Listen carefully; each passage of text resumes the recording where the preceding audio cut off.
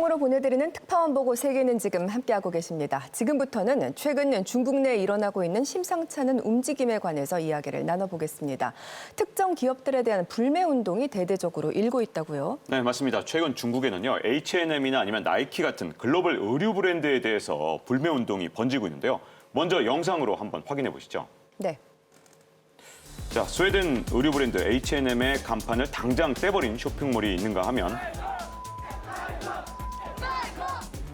이건 뭘까요? 나이키 매장 앞에서 이 시알뿐만 아니라 이 신발들까지 불태우고 있는 그런 장면입니다.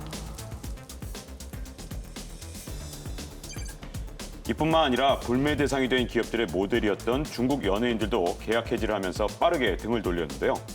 예능 방송에서는 이 스폰서를 받고 있던 해당 브랜드를 불매 사태 이후 일일이 모자이크 처리를 해버렸습니다.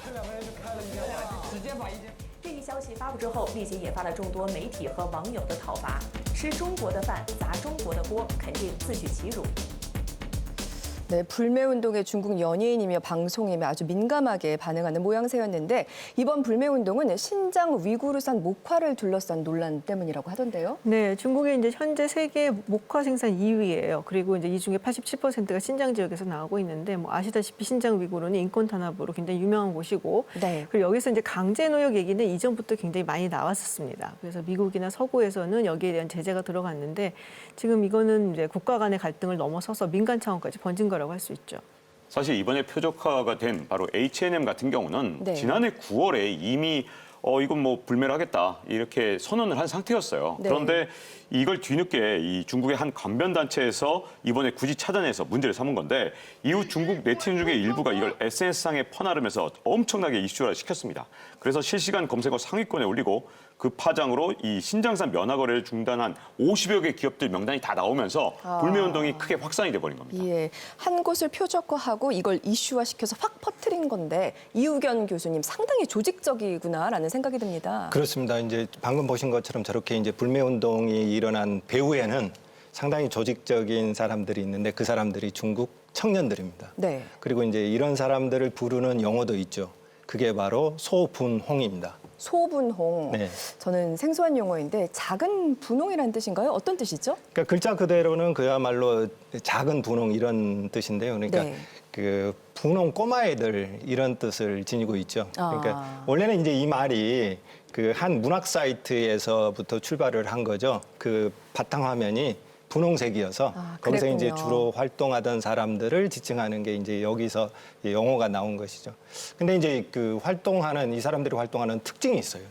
그러니까 중국에 대해서는 일방적으로 그리고 아주 극단적으로 찬양을 한데 중국에 대해서 비판하거나 공격하면 참지를 못하고 아주 심하게 공격을 하는 이제 그런 특징을 가지고 있는 거죠. 예. 네, 이들이 수면 위로 떠오른 게 바로 2016년 타이완 총통 선거 때부터거든요. 그때 이 타이완 선거에서 반중 성향이 아주 짙었던 바로 민진당의 차이잉원 총통이 당선이 됐죠. 그러니까 소분홍이 이 차이잉원 페이스북으로 몰려가서 중국 공산당 가사로 도배를 하는 등 완전히 댓글 테러 공격을 했습니다. 네네. 이뿐만 아니라 타이완 정부 기관들 여기에도 소분홍이 사이버 공격을 하니까 매달 하다 보니 업무가 마비되는 현상까지 있었죠. 마비될 정도요. 네, 근데 사실 어느 나라나 뭐 정치라든지 또 애국주의 이런 거 이제 매몰된 뭐 우리가 얘기하는 키보드 워리어들이 항상 있기는 하죠. 근데 네. 이 중국의 소분홍 같은 경우는 좀 특이한 게 중국의 국가적인 어떤 애국주의 교육의 산물이다라고 볼 수가 네네. 있다는 거예요. 교육의 산물이요. 네, 그러니까 국가교육? 1989년 이제 천안문 사태들 기억을 하실 겁니다. 이제 중국의 민주화를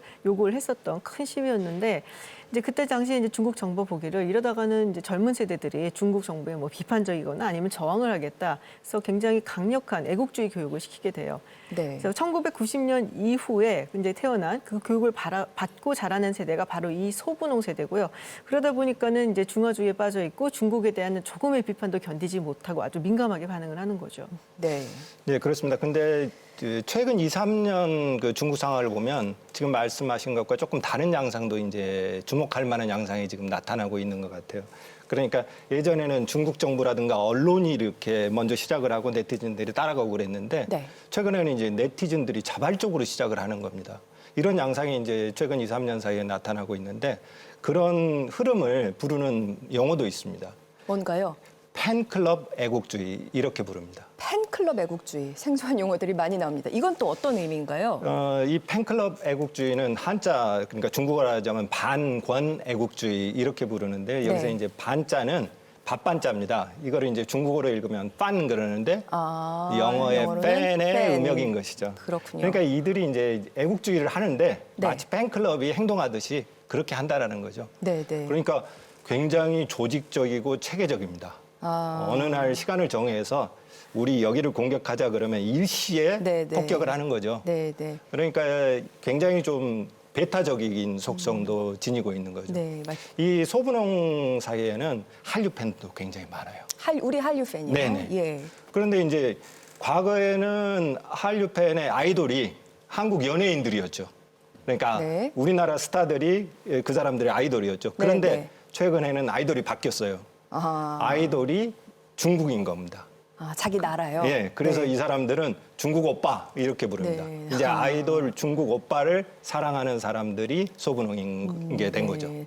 그러니까 자기 나라를 향한 열렬한 지지, 뭐 팬덤이라고 봐야 되나요? 그런데 이것을 사실 일반적인 애국심으로 보기에는 분명히 과격한 면이 있거든요. 네, 근데 자기들 생각에는 중국이 세계 뭐 최강의 국가인 거죠. 특히 뭐 2008년 베이징 올림픽이라든지 전 세계가 금융 위기를 겪을 때 중국이 급성장을 했잖아요. 그리고 네. 그거와 같이 성장한 게 사실 이 세대이기도 하고요. 근데 최근 들어서 뭐 코로나19, 뭐 홍콩 사태, 그리고 신장 위구르 티베트 인권 문제까지 지금 굉장히 중국의 수세에 몰려 있죠. 그렇죠. 그리고 여기에 또 이제 미국하고 중국과의 갈등도 있고 또 서구가 자기들을 공격을 한다라고 생각을 하니까 좀 지나치다 싶을 정도로 민감하게 반응을 하고 그리고 방어적인 그런 네. 태도에 나서게 되는 것이죠. 네, 저는 최근에 많이 황당했던 것이 우리의 김치며 한복 같은 너무나 당연한 한국의 전통 문화를 중국 문화라고 주장을 해서 이건 무슨 뜬금없는 소리인가 했는데 그렇다면 이것 또한 소분홍과 관련이 있는 겁니까? 네, 소분하고 관련이 있습니다. 그런데 이제 미중이나 서구하고 중국 사이의 갈등하고 한중 사이의 갈등이 조금 다른 점도 있거든요. 뭐가 달라요? 이건 이제 문화적 갈등입니다.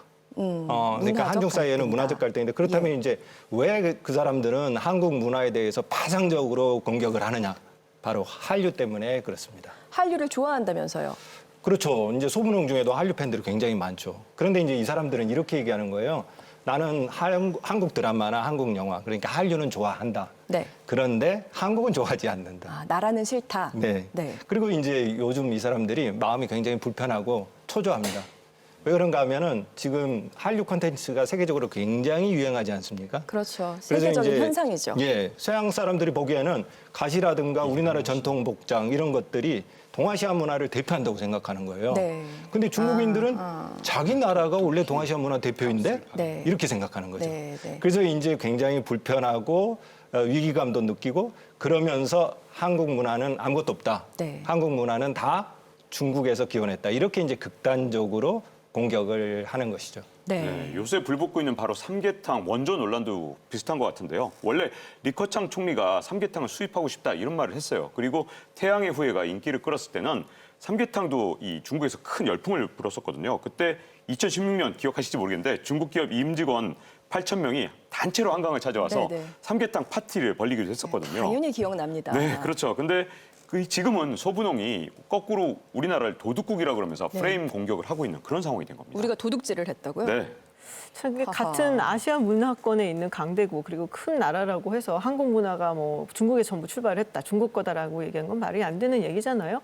뭐 그렇게 따지면은 사실 유럽 문화가 그리스, 서양 문화가 그리스에서 뭐 출발했다라고 한다고 네. 해서 그리스가 이게 다 우리 거다 얘기 안 하잖아요. 절대 안 하죠. 그렇죠. 그러니까는 이게 어떻게 보면은 21세기의 패권국을 희망한다는 나라가 하는 것 치고서는 좀 시대착오적인 행동이 아닌가라는 생각이 좀 들어요. 네. 게다가 더 우려되는 건요. 이 소분홍의 활동이 돈이 되는 애국주의라는 게 더 문제예요. 그러다 돈이 보니까 되니까. 인터넷 쇼핑몰 같은데 불매운동 참여를 촉구하는 그런 문구를 넣은 그런 상품들이 불티나게 팔리고 있거든요.